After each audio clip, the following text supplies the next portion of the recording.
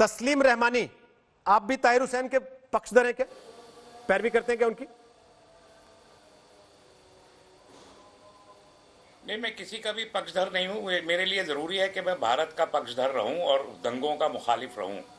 बदकिस्मती से देश में जो दंगे होते हैं उनको, जिन्हें कम्युनल राइट कहते हैं, वो पॉलिटिकल राइट होते हैं। ये मैंने पहले भी कहा है और आज फिर साबित हुआ। ये इन चार्जशीट के बाद जो रिएक्शंस आए उससे साबित हुआ कि ये पॉलिटिकल राइट है और ये पहले से अंदाजा था कि ये पॉलिटिकल राइट है। जो एक बात जो सब लोग कह रहे हैं, मैं उसकी तायीद करता हूं कि ये पूरे तौर पर प्लान्ड थे। तमाम के दिल्ली के राइट बगैर कॉन्स्पिरेसी के वो हो ही नहीं सकता।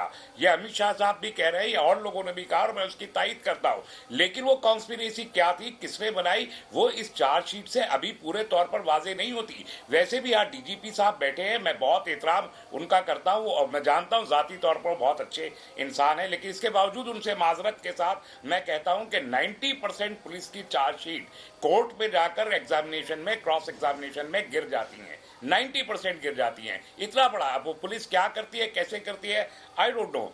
तकलीफ इस बात की बहरहाल है कि जो भी दिल्ली में कोर्ट्स है, कोर्ट भी कह रहे हैं कि एकतरफा इन्वेस्टिगेशन हो रहा है, सिर्फ एक ही तबका नहीं कह रहा। तो अगर दंगों को लेके हम एकतरफा ना हो तो इस देश में दंगे खत्म हो जाएंगे।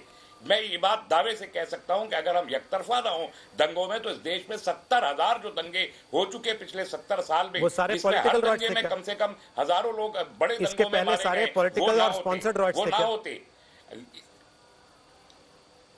70 साल में पॉलिटिकल राइट्स हुए हैं। मैं एक एक राइट का नाम लेके बता सकता हूं कि उनके पीछे पॉलिटिकल मोटिव्स क्या थे।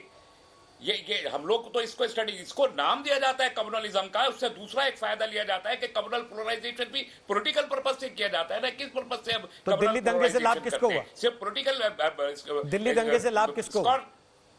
दिल्ली दंगे में सीधे दिल्ली दंगे में इलेक्शन उसके पास में मौजूद था। तो लाभ किसको हुआ सर? शाहीन बाग को पॉलिटिसाइज किसने किया था? लाभ किसको हुआ? शाहीन बाग अलग चीज थी सर, दिल्ली का दंगा अलग चीज थी। देखिए वो एक दिशा में हो रहा था, ये दूसरी दिशा में शुरू हुआ सर।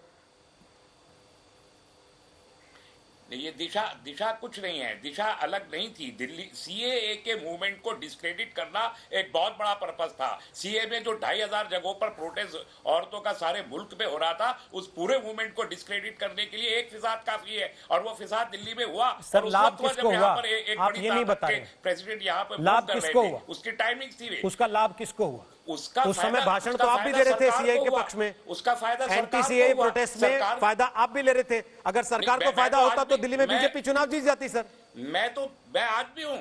मैं आज भी हूं। ये जो 5 चार्जशीट सीए के मूवमेंट पर इन्होंने की हैं, ये जब कोर्ट में जाएगी आप देखिए इनकी कैसी धज्जियां उड़ती हैं। सर कोर्ट में जब उड़ेंगी तब उड़ेंगी, लेकिन यहाँ तो आप पहले ही फैसला तैयार करके बैठे हैं। आप और अमानतुल्लाह खान दोनों अगर फैसला तैयार करके बैठे हैं तो फिर चार्जशीट की जरूरत क्या है और कोर्ट में जाने की जरूरत क्या है?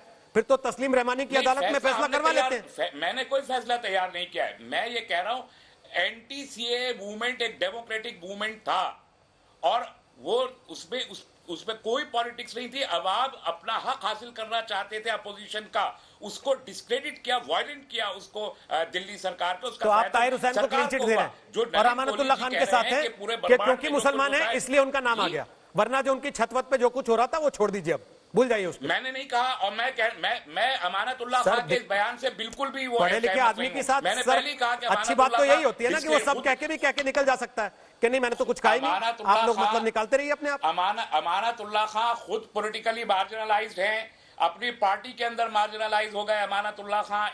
अब वो अटेंशन सीख करने के लिए इस किस्म के कर रहे हैं। मेरा उससे कोई लेना देना नहीं। अमानतुल्लाह खान अपनी पार्टी में जितने मार्जिनलाइज हो, पॉलिटिकल मैदान में आपको जिस तरीके से उन्होंने मार्जिनलाइज किया चुनाव के समय पे सर, वो क्या अपनी इसी जुबान की वजह से किया? फिर मुझे आम आदमी पार्टी ने किया, किसी इंडिविजुअल ने नहीं किया। अरे सर फिर वही बात है, किसी इंडिविजुअल ने नहीं सर, किया। आम आदमी पार्टी ने अमानतुल्लाह खान को आपके सामने कोई सोच समझ के टिकट दिया होगा ना सर। ना हमारा मौजू बदल जाएगा।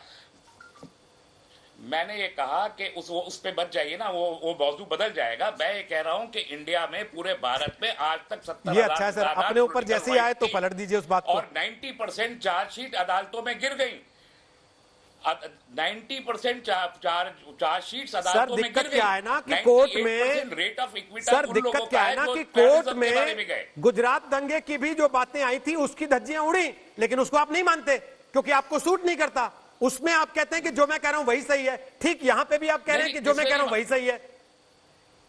ये दो तरफा नहीं चलेगा ना सर, चित भी मेरी पट भी मेरी, और अंटा मैं अपनी जेब में लेके जा रहा हूं। 100% तो नहीं कहा मैंने, तो 100% तो नहीं कहा, मैंने 90% कहा कि 90% चार्जशीट गिर जाती है, 10% सही भी होती है। कोई नहीं सर, इससे किसको इनकार आप फैसला दे सकते हैं सर, मैं फैसला देने के लिए बैठा नहीं, जनता तय करती है, जनता अपने आप तय कर लेगी कि आप इधर हैं कि उधर हैं, या जो बात मैंने कही वो आप करना चाहते हैं कि चित भी अपनी रखें और पट भी अपनी रखें। मैं तो उन ऑब्जर्वेशन नहीं ठीक है सर, अगर समझना चाहिए जनता अगर इससे ये तय कर लेती है, किसी पॉलिटिकल पार्टी को फायदा होता है। नहीं सर, जनता अगर इससे ये तय कर लेती है कि कुछ लोगों ने तय कर रखा है कि उन्हें विक्टिम कार्ड प्ले करना है हर स्थिति में, वो वही कर रहे हैं। अब भी अमानतुल्लाह खान की बातों से वही लग रहा सीधे। विक्टिम तो भारत बनता है सर, विक्टिम तो भारत बनता है, विक्टिम हिंदू मुसलमान नहीं बनते, विक्टिम भारत है, लेकिन विक्टिम कार्ड खेल के उसका लाभ कौन लेता है वो सबको पता लग रहा है ना। विक्रम सिंह साहब जल्दी से आपके पास आ रहा हूं, फिर अलका लांबा फोन पर जुड़ रही है क्योंकि स्काइप में दिक्कत आ रही है। 80% हिंदुओं को डरा के रखती है इसी किस्म की हरकतों से। Sir please